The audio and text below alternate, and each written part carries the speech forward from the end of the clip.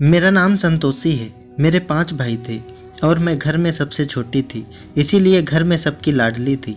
मेरे बड़े भाई की शादी 10 साल पहले गांव के मुखिया की बेटी से हुई थी। मेरी भाभी बहुत अच्छी लगती थी, लगता ही नहीं था कि वो दूसरे घर से आई है। दिन हंसी खुशी गुजार रहे थे। फिर एक दिन कुछ ऐसा हुआ कि हमारे ऊपर आसमान टूट पड़ा था। मेरे बड़े भाई जो कि शहर में काम करते थे, घर आते वक्त रोड एक्सीडेंट में उनकी मौत हो गई थी और भाभी शादी के 1 साल बाद ही विधवा हो गई थी। और तब से आज तक हमारे घर में खुशियों ने आना ही छोड़ दिया था। भाभी हर वक्त गुमसुम रहने लगी थी, ना किसी से बात करती, ना ही हम लोगों के साथ बैठती उठती, बस अपने कमरे में पूजा पाठ में लगी रहती।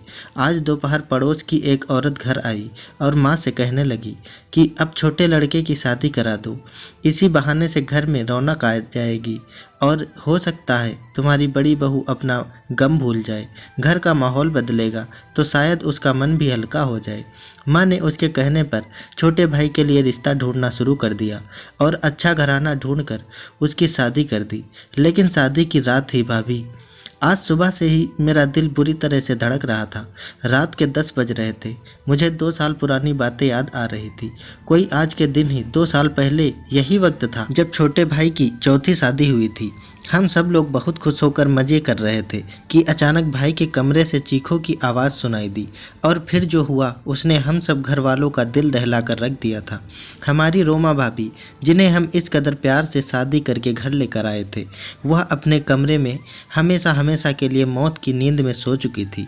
रोमा भाभी बेइंतहा खूबसूरत थी, इतनी कि शायद मैं लफ्ज़ों में भी बता नहीं सकती। बस इतना समझ लीजिए, जो कोई उन्हें देखता दांतों तले उंगली दबा लेता कि कोई इतना खूबसूरत कैसे हो सकता है। लेकिन उनकी अचानक मौत ने सब लोगों को हैरान कर दिया।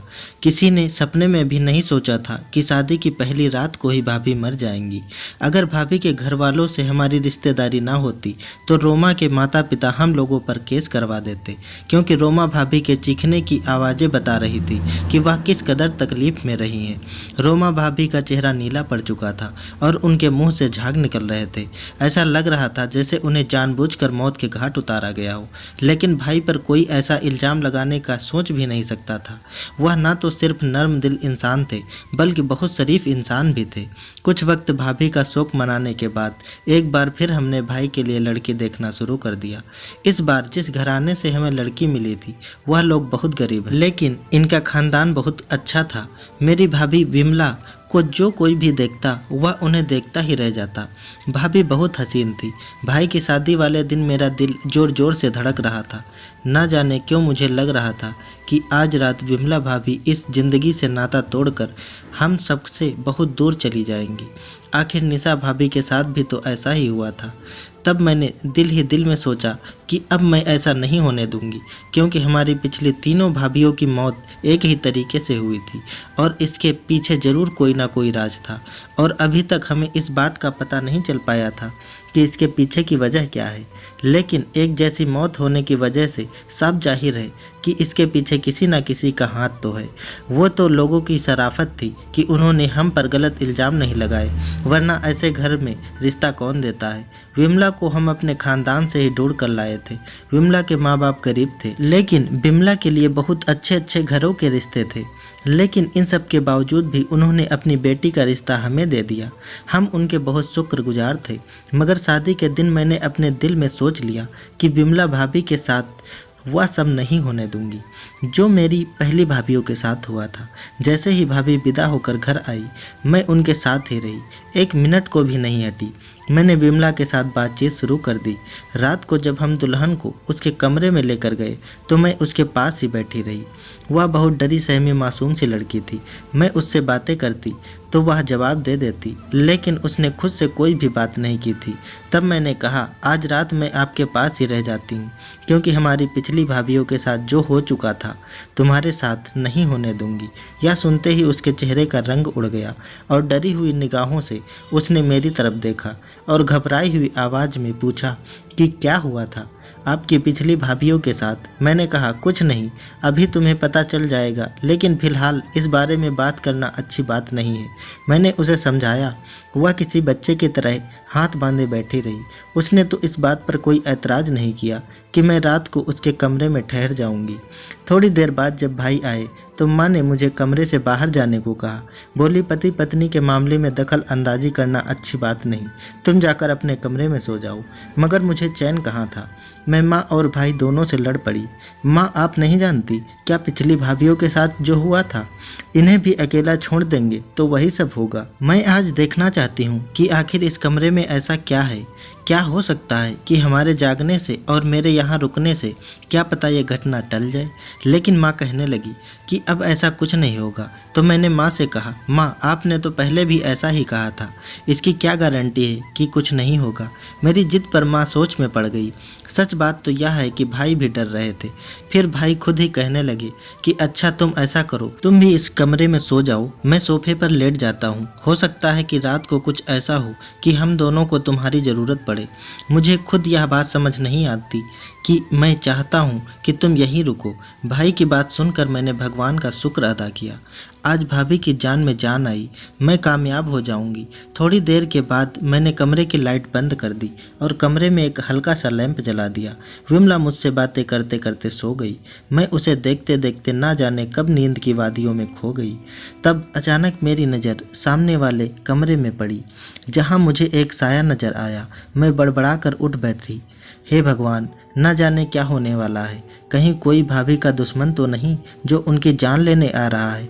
मैंने दिल में सोचा कि आगे खड़ा यह शख्स जिसका साया पड़ रहा था वह भी काले रंग के लिबास में था और उसका कद काफ़ी ऊंचा लग रहा था। यह देखकर मेरा वजूद कांपने लगा। इससे पहले कि वह शख्स हमारे कमरे तक आता मैंने चीखें मार दी और भाई को जगा दिया। भाई उठो, वह भाभी को मारना चाहता है। मैं पागलों की तरह चीख चीख कर कह रही थी। भाई भी एकदम से उठकर खड़े हो गए।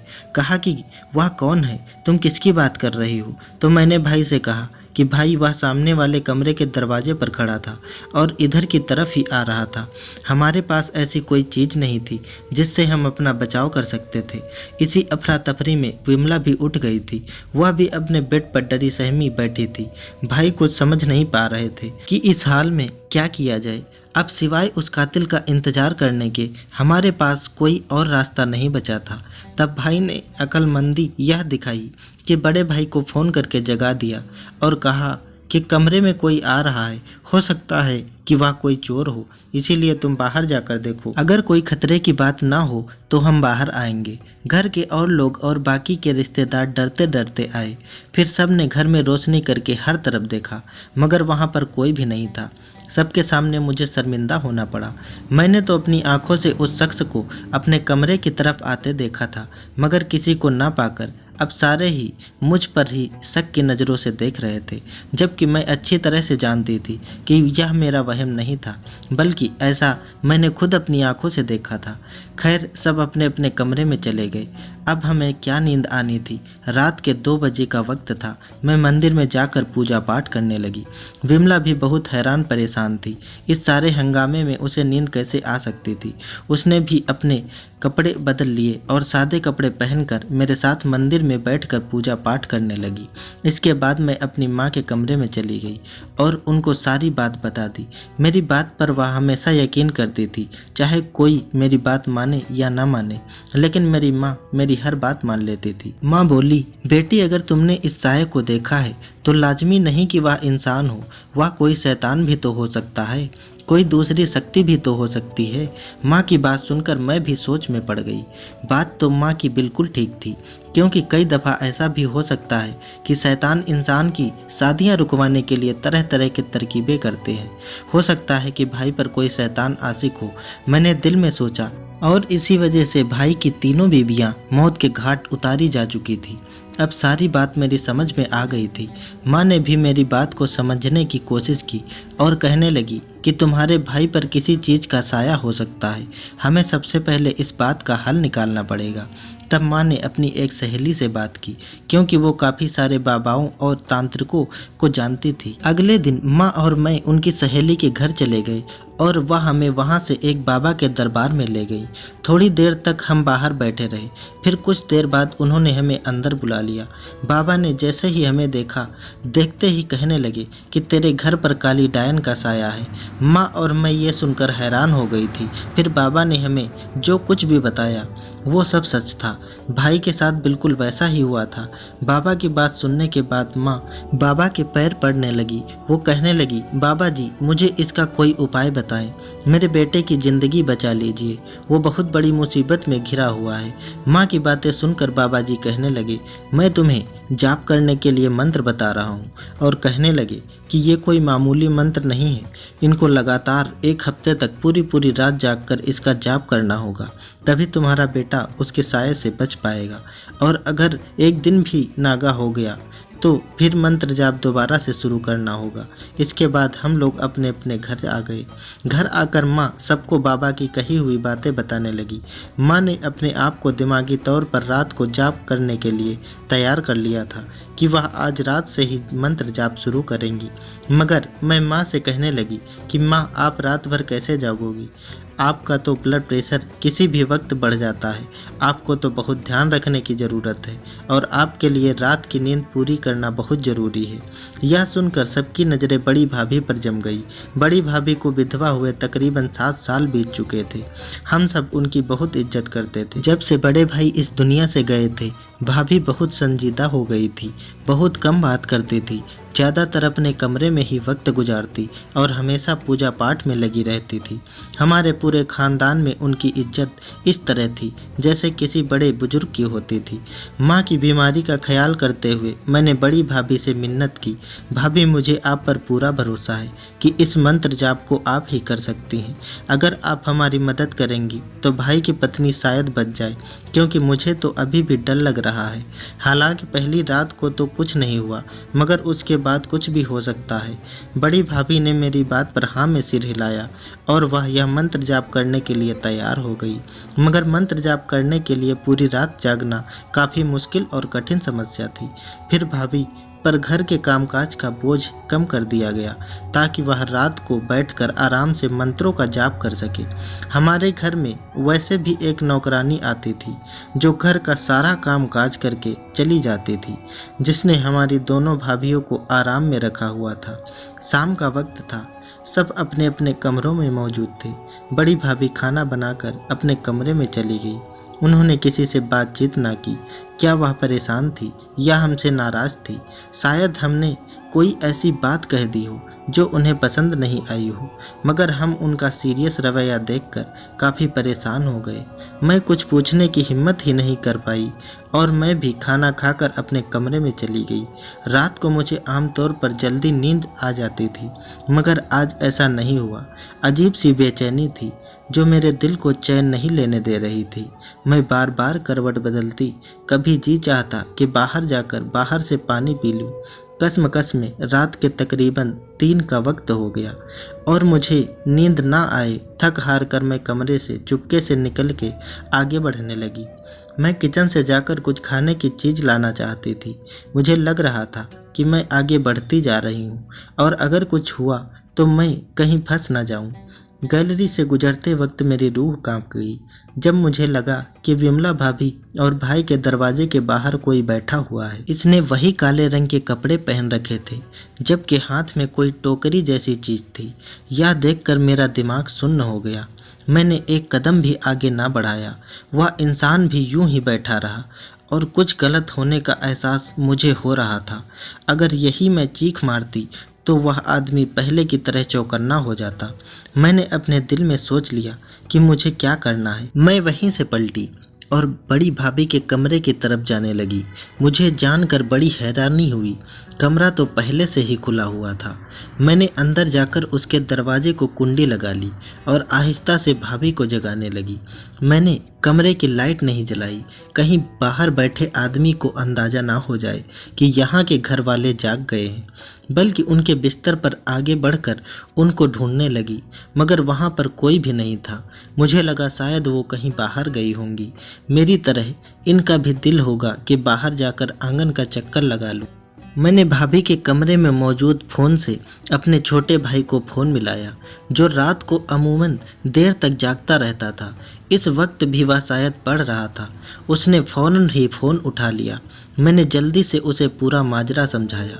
ये सुनते ही वो कमरे से निकल गया। लगभग 10 मिनट के बाद ही सारी गैलरी में लाइट जल गई। अभी मेरे छोटे भाई की चीखने की आवाज़ आई। वह कह रहा था कि तुम जो भी हो वहीं पर बैठे रहो, वरना मैं तुम्हारी जान ले लूँगा। भाई की आवाज़ सुनकर मेरी जान में जान आ गई।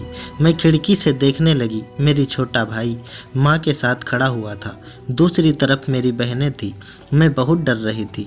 दरवाजे के बाहर वह आदमी मौजूद था। वह वहीं पर बैठा हुआ था। ऐसा लग रहा था जैसे उसे सांप सूंघ गया हो। उसकी खामोशी देखकर हम सब लोग डर गए। क्या पता अचानक मेरे भाई पर हमला ही कर दे। मगर हमारी हैरत की इंतहा तो उस वक्त हुई जब उस आदमी ने कुछ ना किया और सिर झुका के वहीं बैठा रहा। तब मेरे छोटे भाई ने हिम्मत की और आगे बढ़कर उसकी चादर खींची। उसने काली चादर ओढ़ रखी थी। जैसे ही भाई ने उसकी चादर खींची, हम सबकी तो जैसे पाँव के नीचे से ज़मीन ही निकल गई। वहाँ कोई और नहीं बल्कि मेरी बड़ी भाभी थी। भाभी ने हैरत से पूछा, तुम लोग यहाँ क्यों आ गए? मैं अपना कोई मंत्र जाप कर रही थी, इसी सिलसिले में यहाँ आई थी। भाभी ने पास रखी टोकरी को छुपाते हुए कहा, जैसे वह हम सब से कुछ छुपाना चाहती हो। रात के इस लम्हे तुम दरवाजे की चौखट पर बैठकर कौन सा मंत्रों का जाप कर रही हो? माँ ने भाभी से पूछा। भाभी ने माँ से कहा, आपने ही तो मुझसे यह मंत्रों का जाप करने को कहा है, आपको तो सब पता था। तब माँ ने कहा कि मुझे पता है, मैंने तुमसे कौन सा जाप करने को कहा था। माँ ने भाभी को जवाब दिया, लेकिन यह तुम्हारे हाथ में क्या है?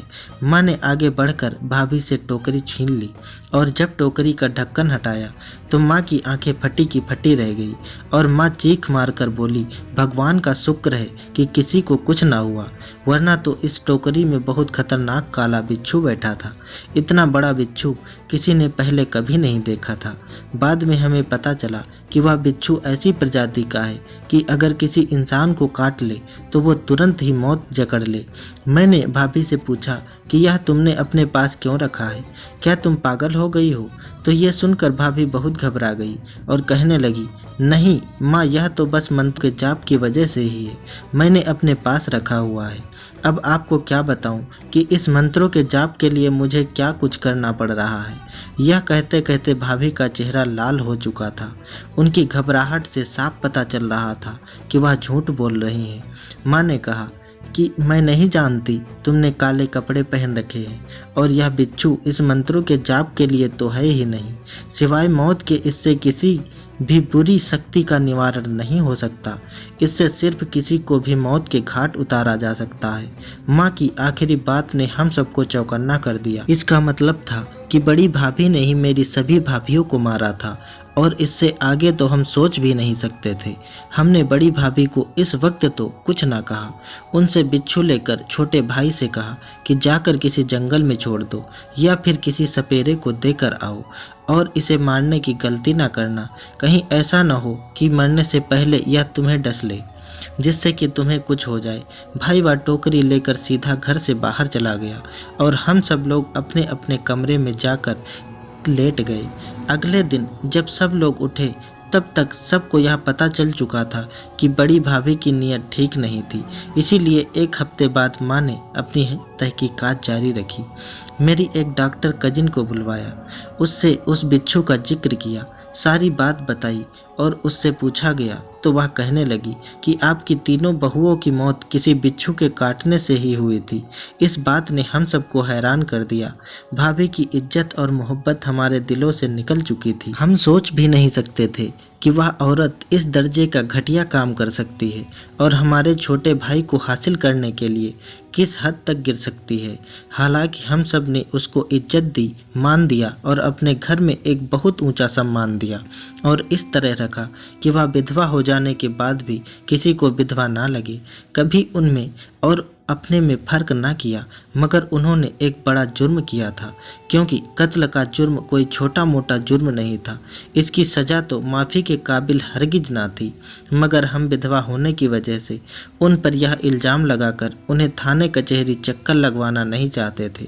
माँ कहती, इस औरत को भगवान इसके किए की सज़ा ज़रूर देगा, हम इसके मामले में कुछ नहीं कहेंगे और बस कुदरत के फैसले का इंतज़ार करेंगे। मैं समझती हूँ कि भाभी को सज़ा होनी चाहिए, इनको कानूनन कोई ना कोई सज़ा तो मिलनी ही चाहिए, क्योंकि जो घटिया और घिनौना काम इन्होंने अपनी हवस को पूरा करने के लिए किया था वह भी माफ़ी के काबिल ना था। दोस्तों, आपको क्या लगता है, क्या हमें उन्हें सज़ा दिलवानी चाहिए या उन्हें कुदरत के हवाले कर देना चाहिए था? आप हमें कमेंट बॉक्स में ज़रूर बताएं। दोस्तों, उम्मीद करता हूँ आपको हमारी कहानी पसंद आई होगी। कहानी पसंद आई है तो वीडियो को लाइक करें, चैनल पर नए हैं तो चैनल को सब्सक्राइब करें और हाँ, नोटिफिकेशन बेल को ज़रूर दबाएं ताकि अगली अपडेट सबसे पहले आपको मिले। धन्यवाद दोस्तों।